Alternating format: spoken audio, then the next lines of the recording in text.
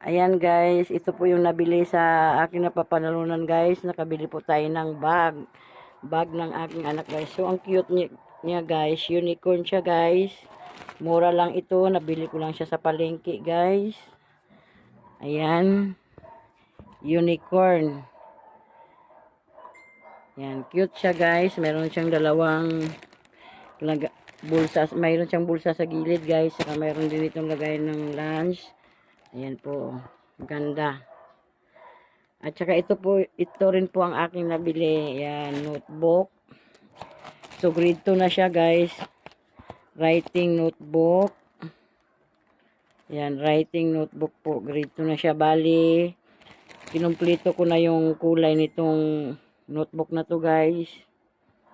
Sa grade 2. Ayan, at saka meron din tayong colored paper. Yan, color paper. Meron siyang notebook na brown, blue, pink, orange, black, at saka red, purple, at saka green. So, yun muna ang aking nabili, guys. Tsaka meron tayong pangbalot. Ayan, pangbalot. Kasi, kailangan babalutan ang ating notebook. So, at saka nakabili din ako ng ano guys. Yan. Siya ang pumili nito guys. Mura lang din itong sapatos na to. Gusto niya simple lang. Yung madaling masuot. Ayan po. Ang cute ng sapatos niya guys. Mura lang po yan. Ayan po. Mura lang po yan guys.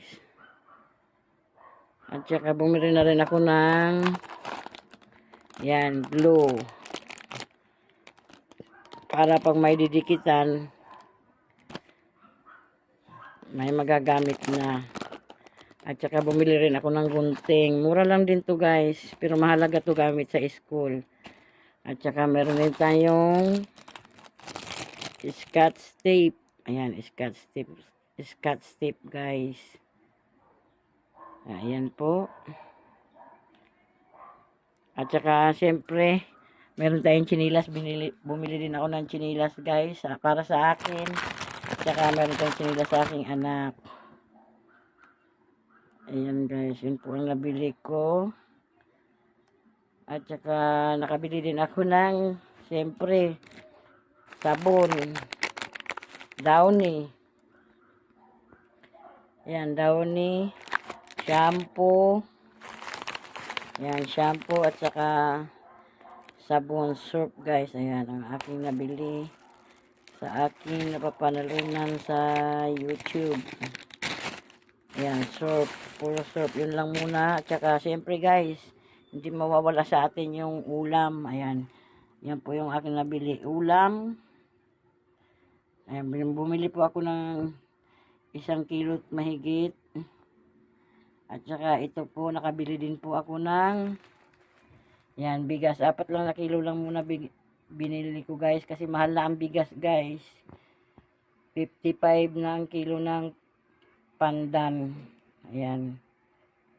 Tsaka, syempre, nagpapasalamat na ako sa ating lahat ng sponsor ng Team Sabi Family. So, thank you for watching guys. God bless you all.